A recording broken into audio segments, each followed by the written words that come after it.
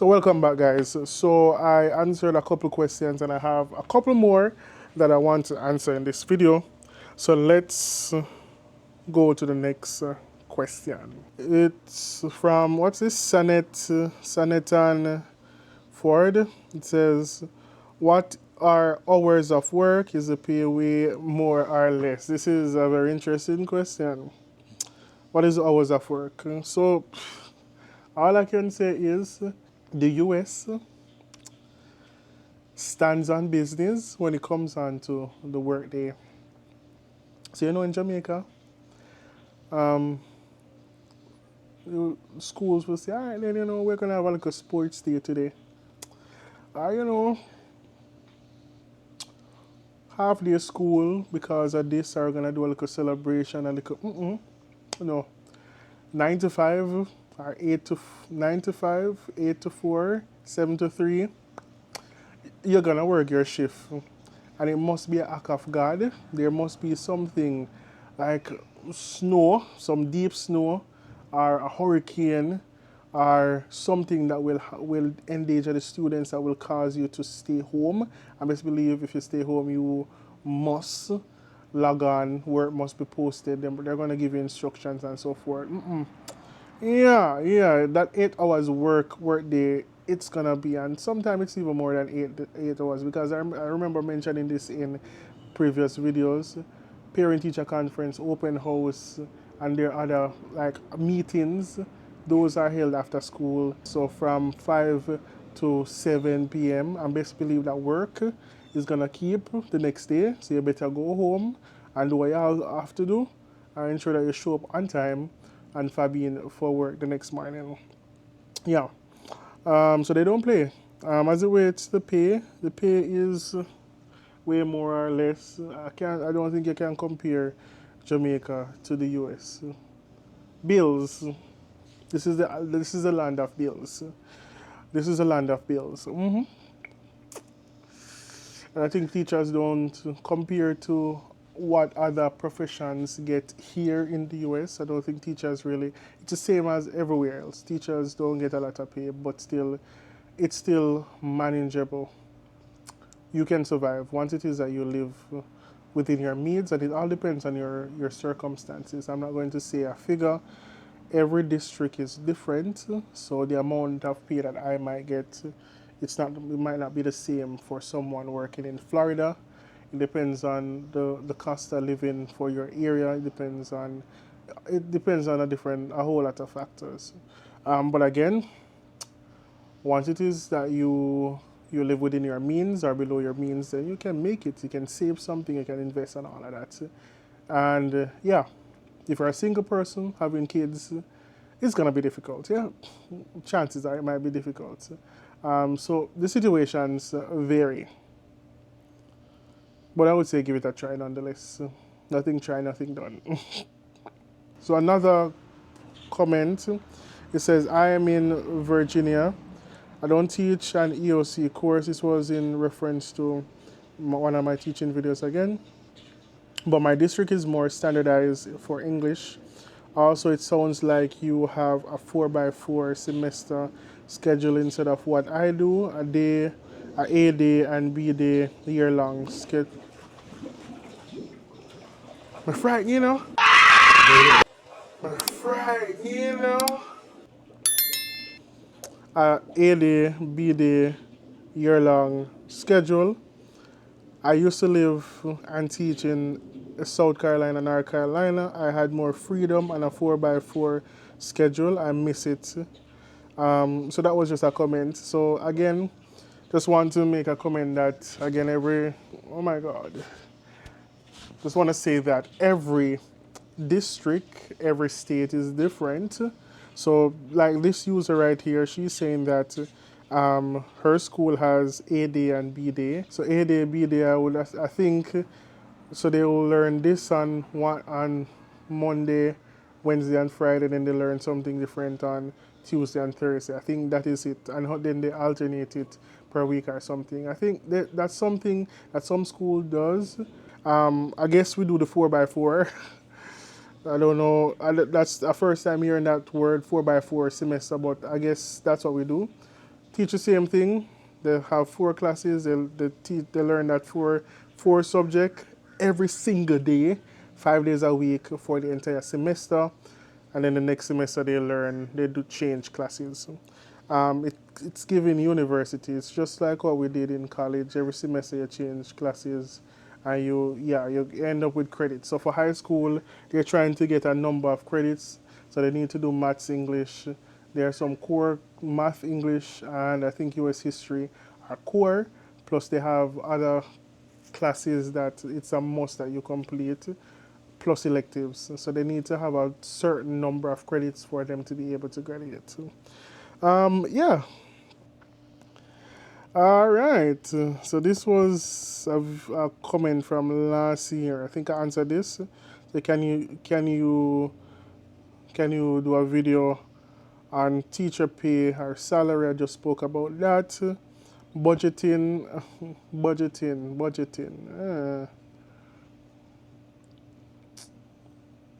I think I'll make another video on the budgeting part. And your expenses and time management, like taking papers home to grade over the weekend. Oh, that's a good one. Taking papers home to grade over the weekend. That's one thing that I love about here. The use of technology is prevalent. The students have their Chromebook, right? Technology. So most stuff that I do is online. Like exam is online. And most of the assignments are online. Like I give paperwork, but chances are 70% of the time I don't mark them. And worse, if the students I see that I realize that they cheat, I'm going to throw them away. I'm not going to waste my time. I will give graded assignments on paper. But I remember my HOD from my previous school would say, it's not about the quantity, but the quality. And I'm sweating. So it's about the quality. So you can be testing something, you don't have to give 50 questions on paper, 50 multiple choice. But once it is you can have like 5 multiple choice. But once it is that each question is testing a particular part of the topic, then yeah. And I've pretty much been using that, and yeah. So sometimes I give a 1 or 2 question, depending on the question. So for example, I'm teaching quadratic formula. I'll give them a 1 question. So give them a strip of paper, give them a 1 question, and say, using the quadratic formula, solve this problem. So if somebody just write the answer, you're gonna get a 0. But I mark to see what you do. So once it is that you can show all of the steps, putting A, B, and C into the quadratic formula and then working it out properly and so forth. So, yeah, I give them a 2 question, a wordy question. Yeah. So I don't really take papers home. Most time when I carry home the papers, they stay in my bag. I carry them back to school. Um, for me, I try to mark them after school. So school ends at 3:45. If I have a lot of papers, say for example, most tests that I give it on paper. So like for the test now, I will try to spend at least 1 hour or half an hour after school and just mark as much. Also in class, I'll do that. And sometimes I have some students who are very advanced or they're, let me not say that on the social media, on the internet. Yeah, and I try to do it after school or I do it in my planning session. So once it is, so every teacher has a planning session.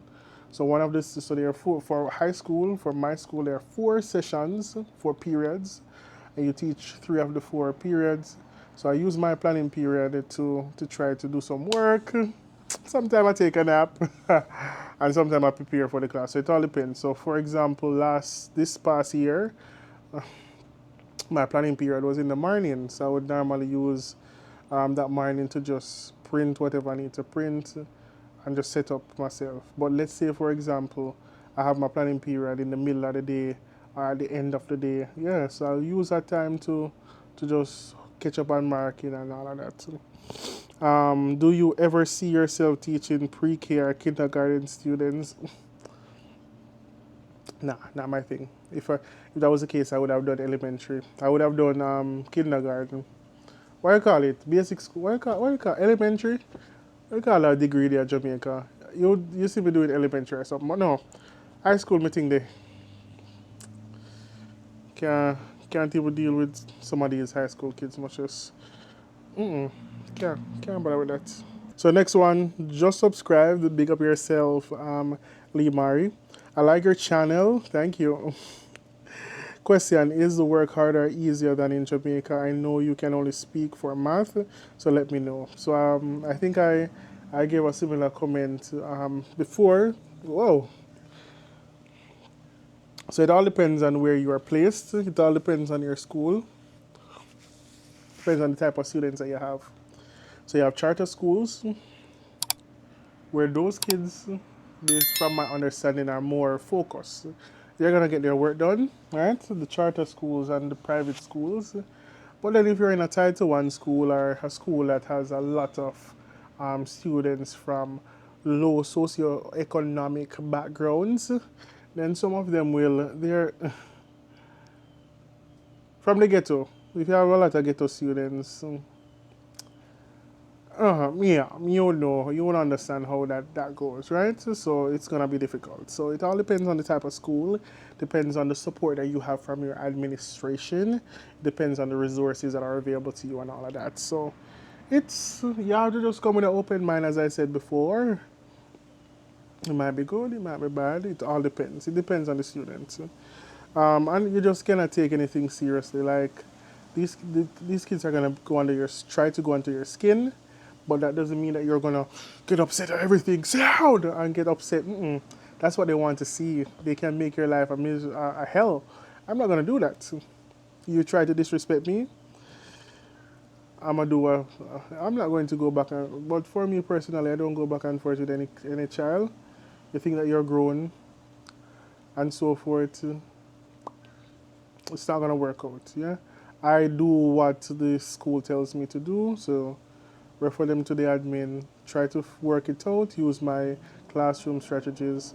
Let me just point out this that procedure is key. All right, so if you allow students to do anything they want, that's chaos. Chaos. You will not have control. So from day one, um, you have to, you have to, what's the word? You have to. The word is not coming. The word is not there. It's on the tip of my tongue. You have to showcase the behavior that you want to see. So if you want a student to sit upright, you have to consistently show them this. Or it has to be a routine. Because once it is that it's not a routine, then it's gonna be chaos. So start your routine from day one. You're gonna stand on business and let them know what it is that they should do, what they shouldn't do. Model that behavior. There we go. And that should lessen some of the problems. If that doesn't work, you reach out to parents. That doesn't work. If you speak to the child one on one, that doesn't work. Write them up. That's what I was told to do. That's what my school. Write them up and let them get ISS. Hopefully, sometime when you actually write them up and they see that you're serious, then sometimes there's a change. There's some who doesn't care. Continue to write them up. Chances are, those bad ones who don't care, chances are they'll get kicked out, they'll get moved or something of that side.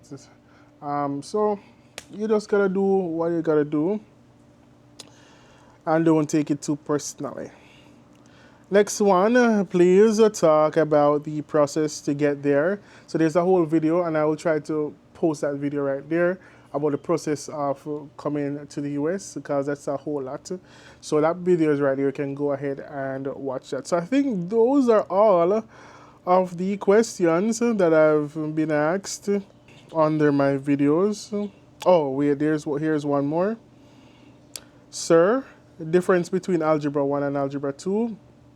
So Algebra 1 is just, I would say, the more basic algebra or the foundation, or somewhat the foundation, because there's actually you have foundation, foundations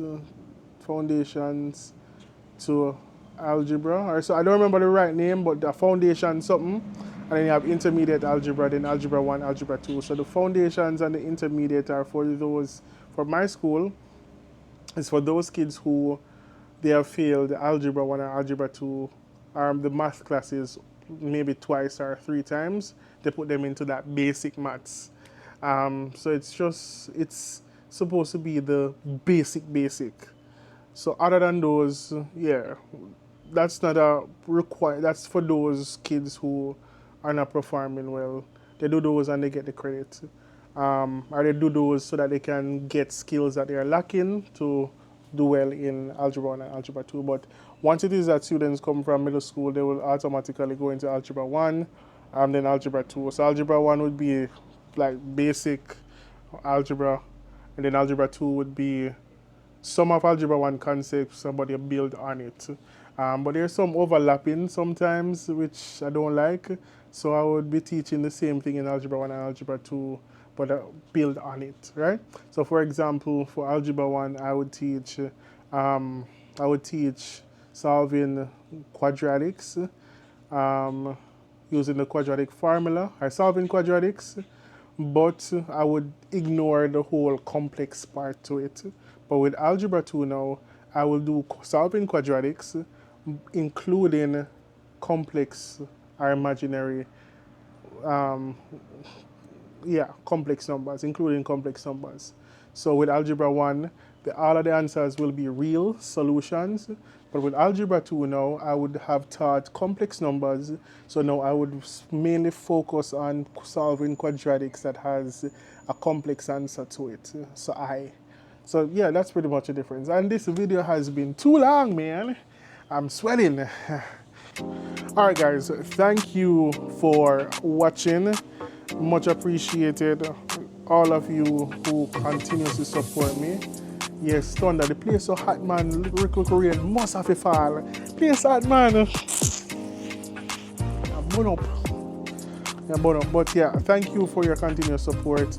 And before you go, again, type VWA in the comment section so I know that you were here, that you are part of the VWA family. I still want to know what you guys think about that, the VWA family. Is that a thing? Do you think what's a thing? Do you have a suggestion? Any suggestions? But type VWA, vibing with Andwele, in the comment section so I know you were here. And yeah, if you have any more questions that you want to ask about teaching in the US, then you can throw them in the comment section and I'll make a part 3 to this. Yeah. Oh, not a truck. So stay tuned for some more videos and have yourself a great day. I'm out.